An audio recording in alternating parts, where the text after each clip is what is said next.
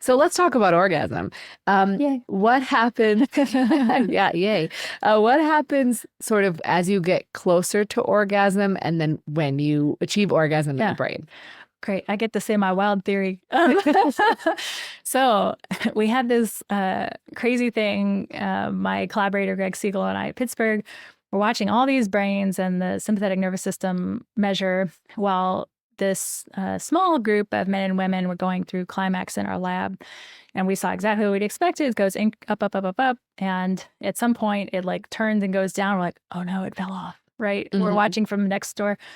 Just to be clear, some people think we watch them have sex. That does not happen. We're always next This door. is not Masters and Johnson, like That is where they observe 70s. people have sex. Yeah, that's not what's happening here. So this is us looking at their signals from next door. So we can't see in the lab. We see these signals plummet. So we see alpha waves in the brain spike. So these are waves between 8 and 12 hertz or cycles per second in the brain start to increase a lot. Sympathetic nervous system goes down. And we assume something's wrong with the equipment. And we see it in another woman and another woman. And we're like, what the hell is this? And we think that now it's not published. So that's why I said my wild theory. We think this is a real effect. We think it's an undocumented phase of the sexual response cycle.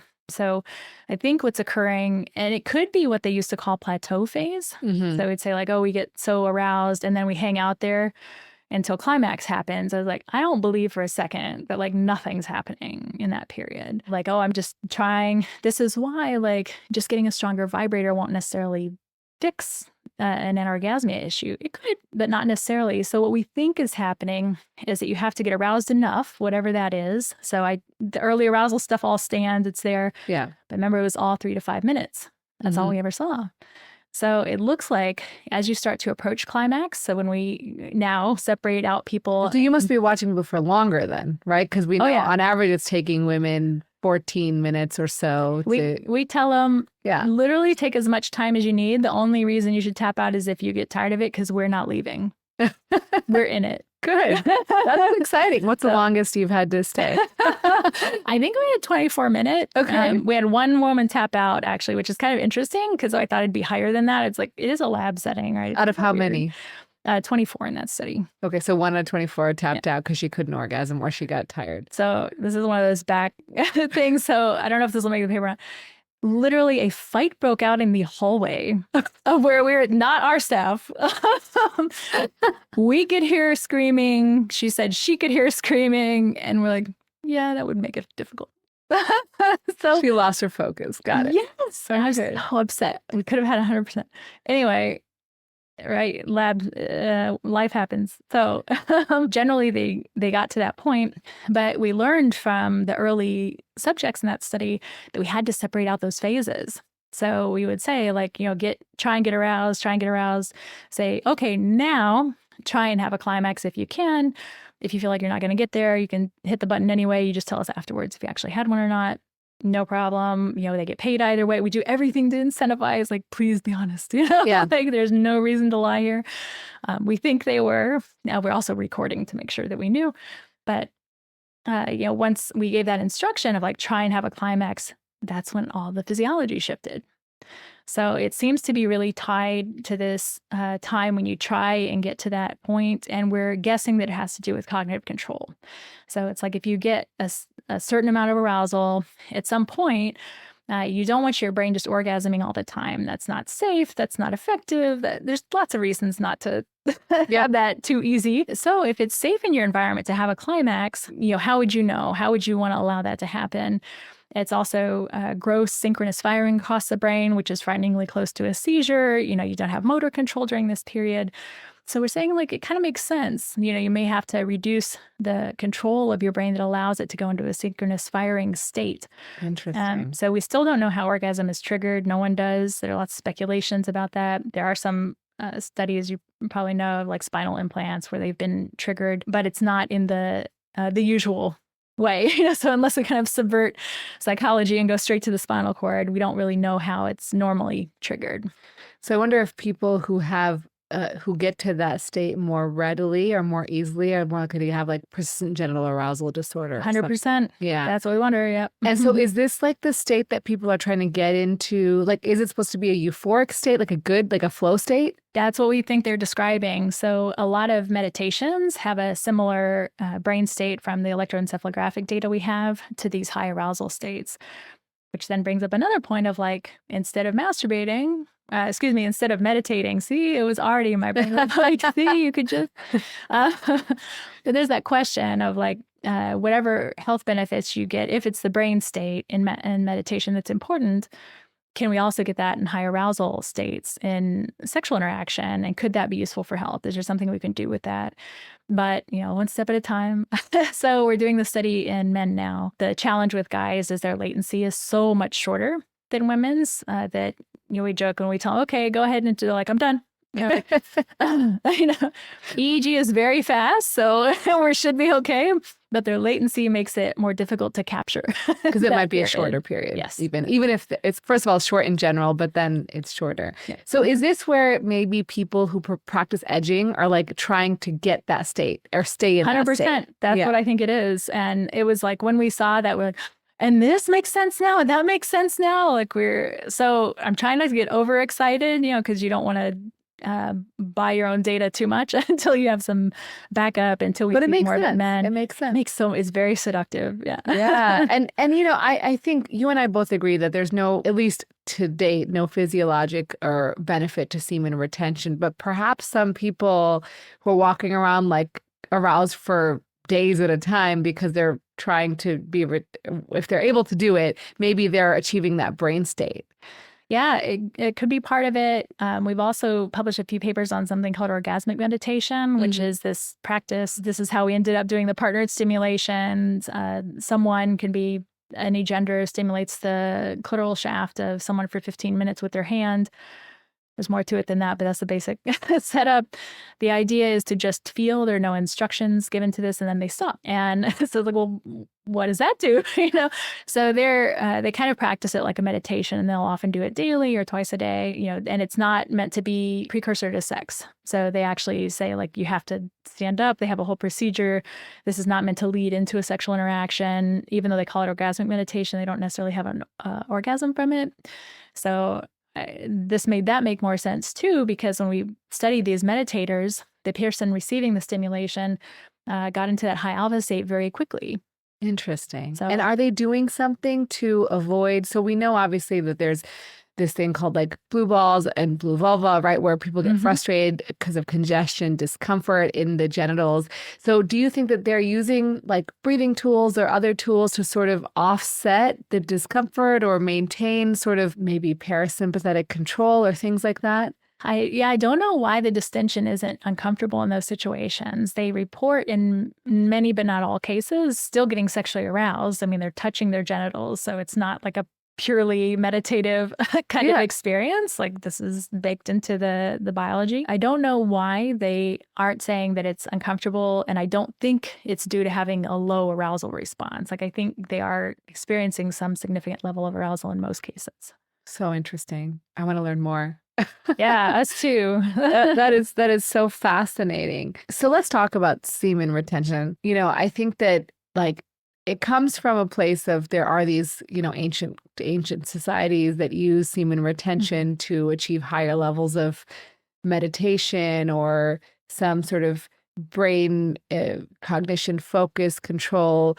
Do you think that there could be a physiologic basis for that? So physiologic basis for the improved brain focus, or maybe some, something, in terms of like what we just talked about, in terms of like potentially improving the ability of the brain to focus and be more active in other ways. Being as generous as I can, I think there are some data that sex is somewhat a use it or lose it function, and people sometimes we call it sex drive. I've probably even done it today and not been aware of it, but it's not really a drive. You can't deplete it.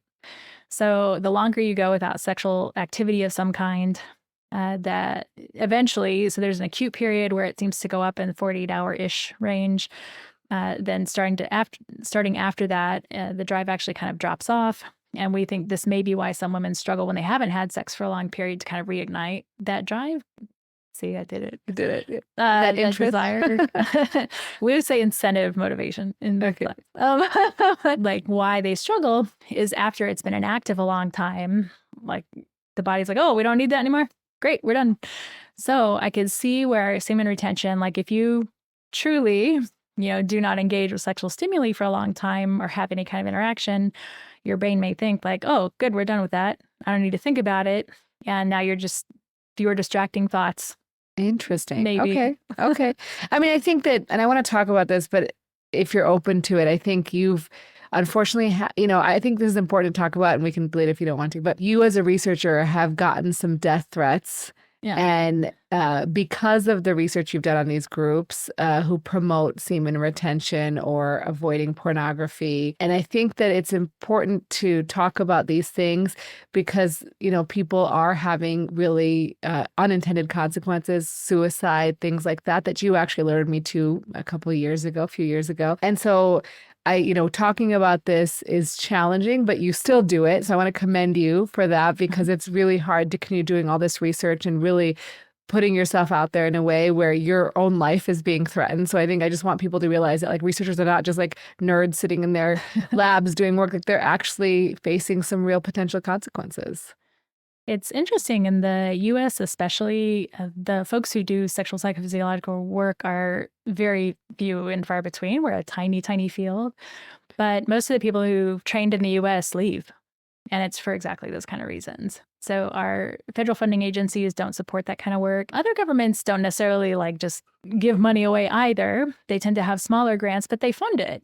So there are lots of very active labs. Canada was lucky a few years ago. They actually had a female sexual health initiative. I was like, I wish. Yeah. So the climate in the US is very hostile to this type of work. And most scientists are leaving who do this kind of work because of that. So in general, there's more science hostility across the board. I think that's very well documented. So the kind of threats to scientists, thinking we're all in somebody's pocket, somebody's getting paid off with something has just become more common. Women are more targeted in general. I think the data are pretty clear on that. So when a lot of the threats started for me, I think I was last author on a paper with 6 guys. They big me. We all did this, y'all. Yeah. Like, are you getting death threats? They're like, no. Oh my God. My co-authors were awesome. They're like, that's horrible. Don't know what to do though, right? And it really seems to be, some of it is, here's this woman who's telling men how their bodies are. That always struck me as funny because like when you train, probably as a physician too, but as a therapist, it's like if you're training to do couples therapy and you're not married, you can still be a trained expert in that area. We don't say like, oh, you can't be a couples therapist because you haven't had a successful relationship, or you can't treat alcoholism because you have not had alcoholism. Of course not. Like it's an expertise area you couldn't develop. And I have a strong background in that. I was trained to measure penile responses in the lab. I've been on large grants that have done that and published a lot of those. So I think there's just this general resistance in the U.S. to science more broadly. But then that targeting has always been on sexuality and especially women. And man, did I pick the worst possible kind of segment because it's almost all men. A lot of it's manosphere groups. So the manosphere is generally men online who seek to disseminate anti-feminist values. So, there's in the 70s, we had men's rights groups that very reasonably said, we get abused at home sometimes too, and we want resources. And when we go to court, don't assume the mom should have the kids. Like we want to be heard also because we want custody. And they would partner with feminists to say, we want equality. We all want equality. Yeah. And the manosphere is new and different. They said, women are scum.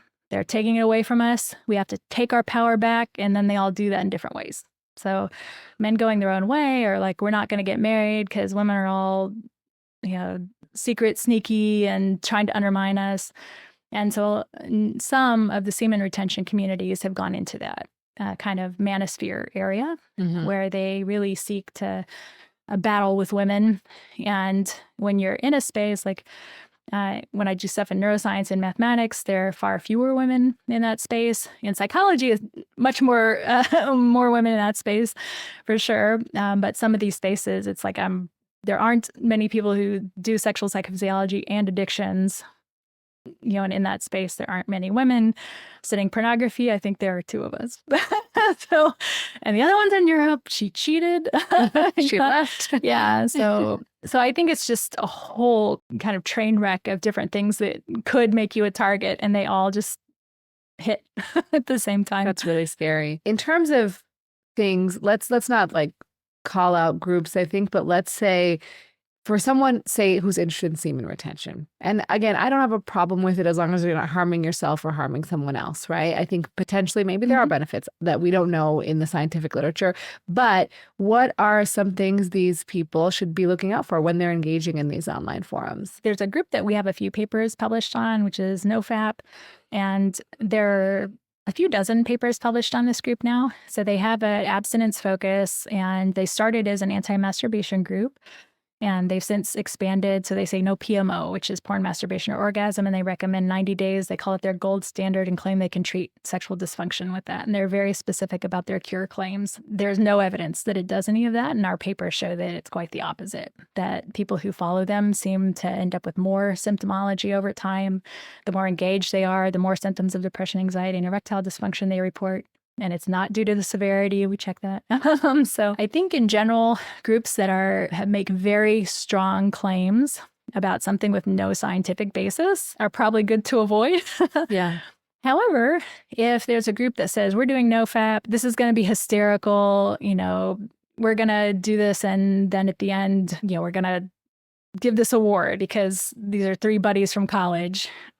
No problem with that. I mean, that's how NoFap started, right? Well, it's like a meme, right? Right. So originally this was like it started on a bodybuilding forum because they thought that abstaining would increase their testosterone, which is hilarious because it does like the opposite in the best studies we have. That is, if you want more testosterone, you should probably have more sexual activity. Even masturbation does it, although there are limits to that. You can't make it super physiological. You can't like masturbate to really increase muscles, I think. But it started in this forum. And then originally it was taken onto Reddit, and they said, hey, we're doing this masturbation challenge. Isn't it funny? And then they realized they could make money at it. And it got trademarked, and they sold coaching, and they sell groups now. And like, there's this whole industry that's popped up around it. So now it's like they have to make these feel like maybe they have to make these very strong scientific claims without evidence. So if you say like, hey, does it need to be 90 days? Okay, what about this claim you made? Like, I'm not seeing that. They can quite violently shut that down some. So we looked at the violent posts in that forum, for example, on Reddit, and the nature of the violence that was being posted. So we had this collection of terms, including, kill, rape, all these kind of stems of kind of obvious violent activity, and found most of the posts that were violent were directed at other users. So some of them are directed at scientists. This scientist is a shill. We're going to piss on their grave. Like, that was one of the more mild ones. Sure. And some are directed at the porn industry. So they're like, take down the women. They're trying to bring us down. They're trying to keep us weak. They would name the pornography executives, where they lived. This should not be on here. Why is this relevant to what you're doing? But again, to them, it's like a battle. But then they're threatening other users to say, like, if I catch you, I'm going to find you. I have your IP address. I was like, okay, they probably don't have their IP address. But they're mostly youth. Like, a lot of the Reddit allows people from age 13 and up to be on the forum. So it's a lot of youth who don't know any better necessarily and are being told, like, you're going to do this to screw up your brain. This is going to hurt you in that way. And it probably has none of the effects they're claiming. The healing effects are very unlikely. The forums seem to be very violent. To me, it's an obvious, like, anyone that's really kind of enforcing, like, you need abstinence and you must do it in the way I prescribed and give me money. I would say probably not a great group. But if you're doing it on a lark and you don't think it's tied to, a dysfunction you're trying to cure, probably not a bad thing to do, as long as you keep it in that perspective of like, fun, interesting, Curious. Yeah, totally. If you want to see if it has any of the claims that people say. Yeah. There was a question from a user. Does porn affect the ability to pair bond with a person? To know for sure if porn affects the ability to pair bond, we would have to do a study that has not been done, and I don't want to be responsible for. So we got really interested after we did this couple study. We're like, the next thing is to bring in people who don't know each other. And we're like, we can never get that through ethics. Yeah. That will never happen. So the challenge, right, is in general, closeness in romantic relationships is best predicted by the frequency of activities that are novel and exciting, that are done together. And what I love about that whole area of research and literature is they always give the example of jet skis. Like, we should go jet skiing together. It's like, or you could have kinky sex. That also is both novel and exciting. Yeah. But it's funny, they never mention that. So I think pornography has some possibility of improving pair bonding if you're thinking, well, pair bonding is closeness, like my ability to feel overlap with this person, that we're one in some sense. Then to the extent that pornography has those features, it may be helpful. And there is some evidence that couples who view pornography together tend to report higher relationship and sexual satisfaction. But I think what this user was asking was, if I watch it, will I have a harder time pair bonding with someone else? Yeah. So the bottom line is, we don't know. Like, the study to do that is probably impossible. Right. But I think, again, like, it may be the context. When someone's in a relationship and using pornography, that may be different than single and I'm waiting, or single and I'm dating, and single. And one common thing I see with this is people talk about the oxytocin that results after a climax, which absolutely, these things increase. And they say, well, that's supposed to be the love hormone. That's 20-year-old science. It has a role, but it turns out oxytocin is doing something quite different than we thought. It's part of it, but oxytocin does not equal love. Oxytocin does not equal bonding. So I would not worry that just the presence of oxytocin is doing something. You also get oxytocin with friend interactions. There are lots of ways that you have that I'm not worried are going to make you unable to have a romantic relationship. If you enjoyed that clip from the Rena Malik MD podcast with Dr. Nicole Prause, make sure you check out the full video right here.